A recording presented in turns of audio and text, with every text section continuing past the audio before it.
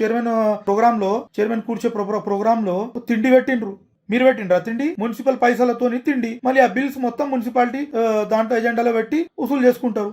మీరు పెట్టినట్లా మీరు municipal labour తోని కూర్చొని తిన్నట్లా మొత్తం బిల్డప్లు ఇస్తుండ్రు. అరే తిండి పెట్టుడు అంటే మా రోహిత్ రెడ్డి గారితో నిలవండి. సర్పంచ్ గెలిస్తే అందరిని పిలిపించి అందరిని మర్యాదంగా భోజనం పెట్టి సన్మానం చేసిండు. మీరు చాయ్ దాపలేరు క్యాంప్ ఆఫీస్కి. మొన్న గెలిచిన కౌన్సిలర్లకి ఓడిపోయిన కౌన్సిలర్లకి రోహిత్ రెడ్డి గారు ఇంటికి పిలిపించి వాళ్ళకి శాల్వాలతో కప్పి సన్మానించి మళ్ళీ వాళ్ళకి బ్రేక్ఫాస్ట్ చేపించి వాళ్ళకు లంచ్ అరేంజ్మెంట్ చేపించిండ్రు.